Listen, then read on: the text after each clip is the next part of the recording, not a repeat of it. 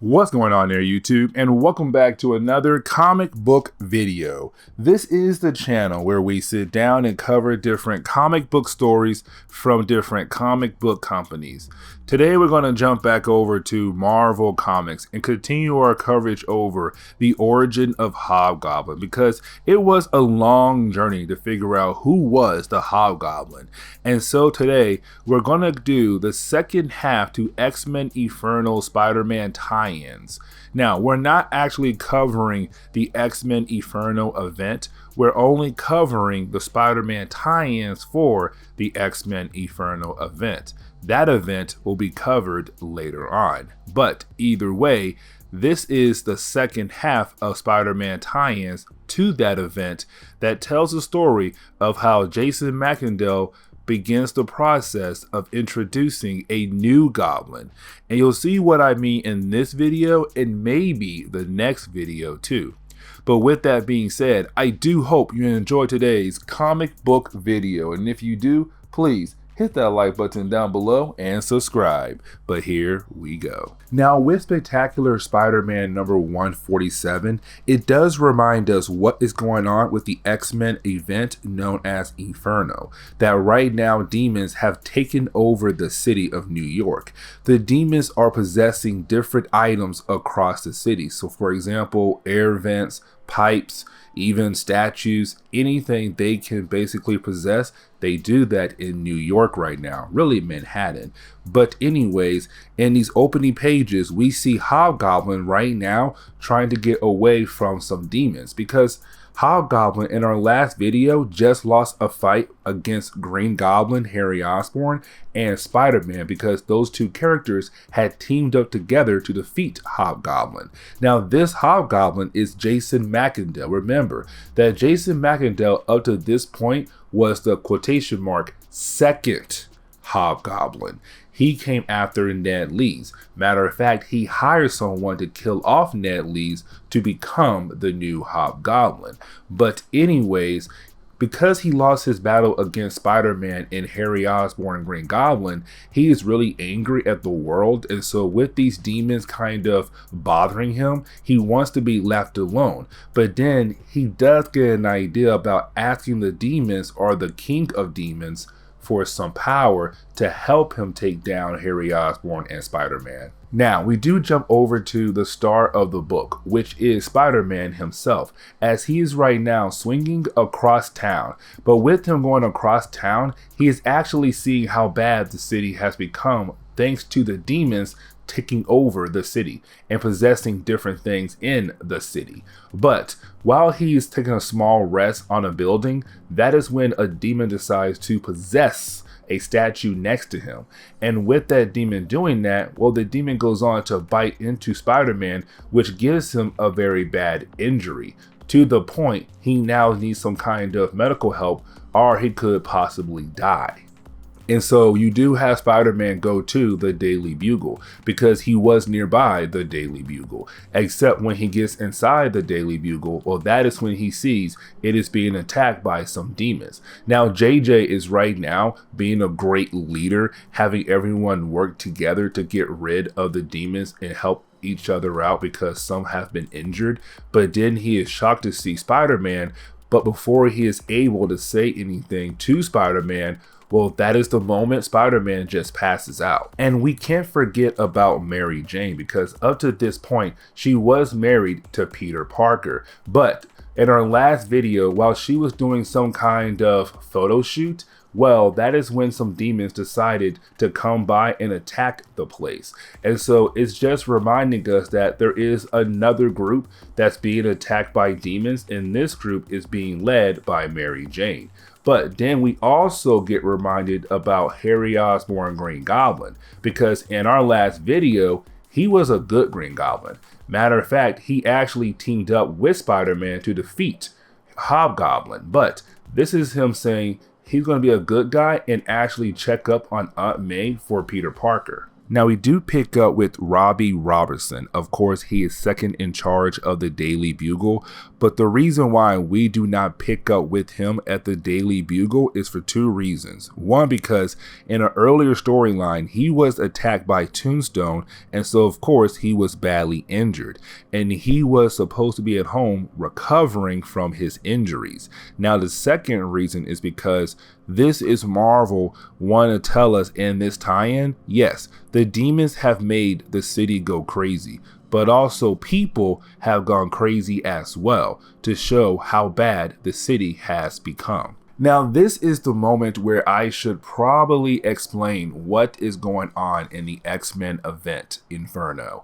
Now, Inferno was an event where Madeline Pryor, the clone of Jean Grey, worked with a demon known as, and I'm going to butcher this name, but his name was Nazareth, the demon in charge, who was helping Madeline Pryor get her baby back, of course being Cable, back from Mr. Sinister. But here's the thing though, you have Hobgoblin actually go to Nazareth to ask him for an upgrade, to give him some kind of power. And you have Hobgoblin actually offer up his soul to get this power. Now for Nazareth, he's like, dude, I do not want your soul. Your soul is pathetic. Why in the world would I want your soul for?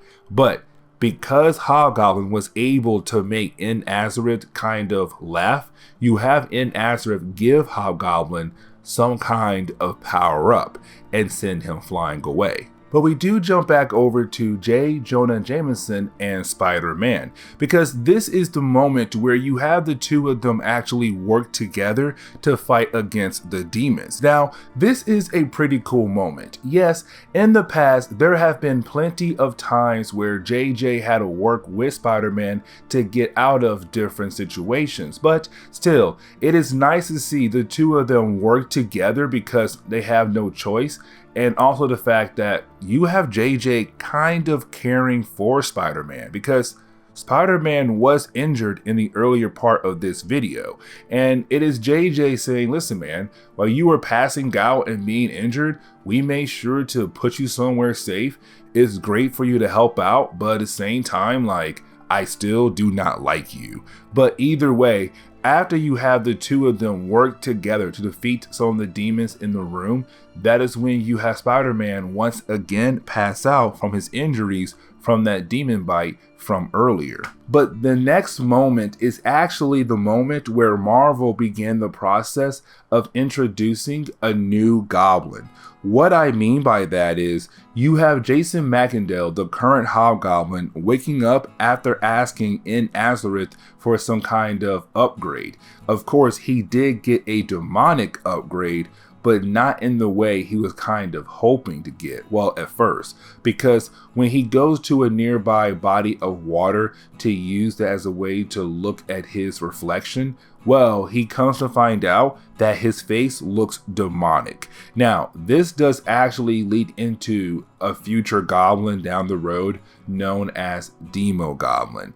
I might cover that story, how we get that goblin, I might not. But anyways, this is the moment where you have Jason Macendale get some demonic powers. Now, with the web of Spider-Man number 48, we do jump back over to Spider-Man and J. Jonah Jameson still at the Daily Bugle.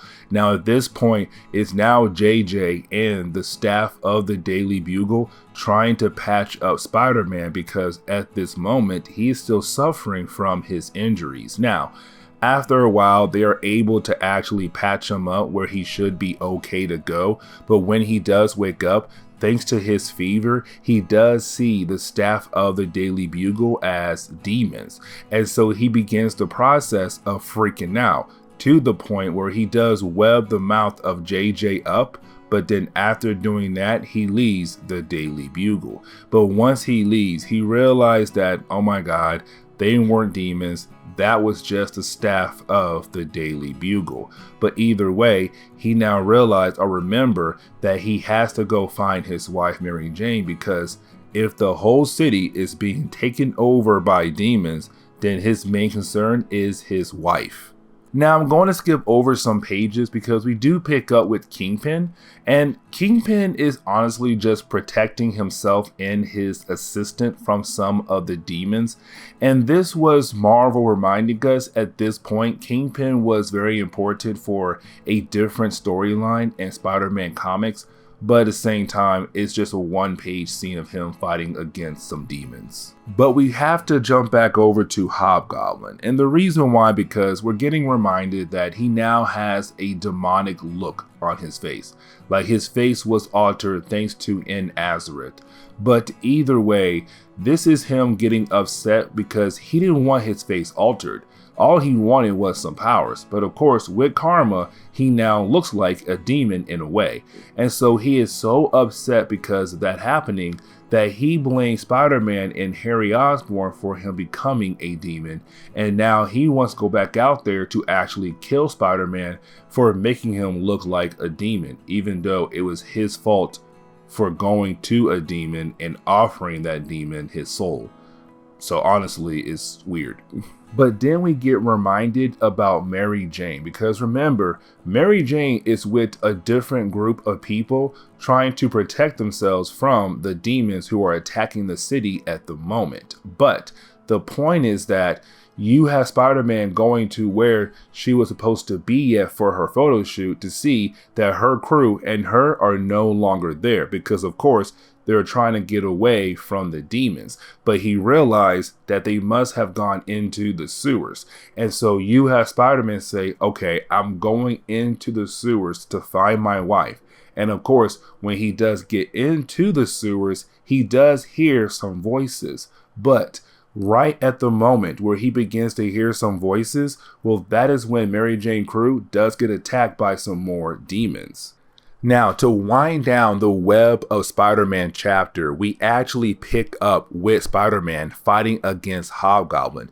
This fight is pretty cool because it is Hobgoblin, Jason McIndale Hobgoblin, having the demonic powers, finally being able to go toe-to-toe with Spider-Man for once, something he could never do before he became the demonic version of himself. But while those two characters are fighting against each other, Mary Jane is still with her crew in the sewers, also being attacked by a bunch of demons. And so you do have the story kind of jump back and forth between both settings, Spider-Man fighting against Hobgoblin and Mary Jane and her crew fighting against the demons in the sewers. But this is the moment where you have Mary Jane figure out how she can get the demons to go away by setting off a flash of light. And with her doing that, the demons actually move away from her crew and her. And then her and her crew run deeper into the sewers, except they run into Spider-Man fighting against Hobgoblin. But thankfully for Spider-Man, Mary Jane was able to set Hobgoblin's cape on fire, which of course didn't distract him long enough to let Spider-Man just throw Hobgoblin away. But thanks to Spider-Man and Hobgoblin's fight, the sewers are kind of falling apart. A bunch of water just coming in left and right, but also a hole in the roof of the sewers opened up to the surface of New York. And so with that, and with Hobgoblin being flushed away by the water in the sewers, Spider-Man was able to get Mary Jane and her crew out of there, and then Spider-Man was able to take Mary Jane home.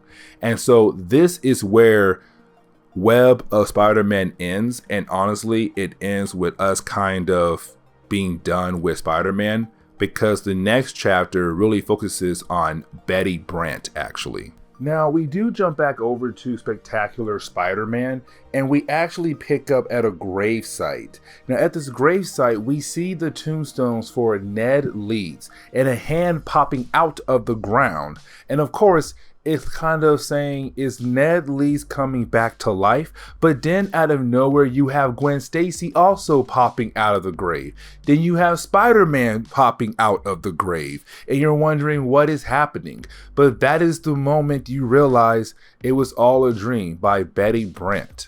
Now, the reason why we are focusing on Betty Brant is because remember, before Jason McIndale became the Hobgoblin, Ned Leeds, the husband to Betty Brant, or now dead husband to Betty Brant, was the Hobgoblin before Jason Macendale.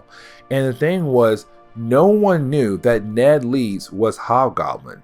Marvel said it was Ned Leeds as a way to throw off fans, but the reason why Ned Leeds became the Hobgoblin was because he was kind of tired of hearing his wife, Betty Brant, cry every single night about the death of her brother, because her brother died thanks to one of Spider-Man's many battles. And so he became the Hobgoblin, supposedly, to kill off Spider-Man. But either way, it's her still having a hard time realizing that her husband is dead now. She lost her brother. She lost her husband. Now, luckily for her, she does have some company watching over her, and that person is Flash Thompson. And I really like this moment right here because it's Flash Thompson being a better person. Remember, when it came to Flash in the early days of Spider-Man, he was kind of a bully towards Peter Parker, but over time, he slowly began to act like a nice person towards Peter Parker. And right now, to Flash, he's like, listen, you, me, Peter, we've been friends for a long time. And so no matter what you're going through, I will always be there for you. And you're going through a lot because you just lost your husband. And before you start asking, is this tie-in still part of the X-Men Inferno event? Yes, because demons are still going to play a role in this storyline. And so while Flash Thompson and Betty Brant are trying to have a quiet night, even though demons have taken over the city, and you have Flash trying to do some things around the home of Betty Brant, well, that is when he is greeted by Spider-Man. Now remember, when it comes to Flash Thompson, he has no idea, or back then, he had no idea that Peter Parker was Spider-Man. And so even though he gave Peter Parker a hard time, he was a big fan to Flash Thompson. But here is the thing though, when he sees Spider-Man, he's like, hey, Spider-Man, my favorite superhero, how's it going? And that is when you have Spider-Man begin the process of actually attacking Flash Thompson. And of course, that is not good. But then we have to jump over to Betty Brant, because you have to remember her dream. Remember, in her dream, she saw the dead body of Ned Leeds pop out of the grave. Something that should not happen, but it was a dream. Except when she looks outside the window, she sees that same dead body she saw in her dream, the dead body of her husband coming towards her. And so of course she begins to freak out because she's like, this should not be happening. You are dead. Why are you here? Why are you coming after me for? But we jump back over to Flash Thompson, who's now been captured by Spider-Man. And Flash is confused because to him, Spider-Man is his hero. Spider-Man is a hero. And he's wondering, why is Spider-Man doing this to him? And you have Spider-Man tell Flash that he is actually going to basically kill him, hoping that a lightning bolt will come down and actually hit Flash Thompson. And so you have Spider-Man start saying even more horrible things towards Flash about how it's so weird that you're this biggest fan of mine. It makes me want to barf. And for Flash, he's wondering, is this the real Spider-Man? Now he's trying to kill me, but also he's just insulting me left and right. What is wrong with Spider-Man to Flash Thompson? But jumping back over to Betty Brant, we see her still struggling with the idea that the dead body of her husband could be somewhere in her apartment. But then she is visited by the spirit of her husband. Not really, it's all in her mind, but it's the spirit of Ned Leeds telling her, you need to be strong. You can't always depend on us. This is your time to finally be your own person. Stop depending on other people all the time.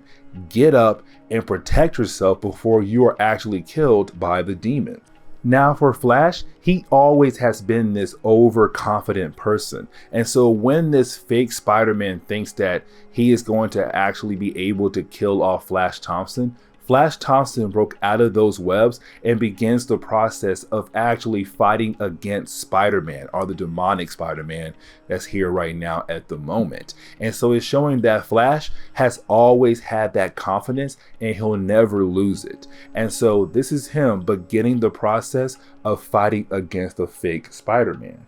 And so we then see Betty Brant about to deal with her demon, because she does grab a heater that belongs to Flash Thompson. Now, this heater was not made to be indoors. This heater was made for camping trips. And so, of course, if it is indoors, it could cause a small explosion or a fire.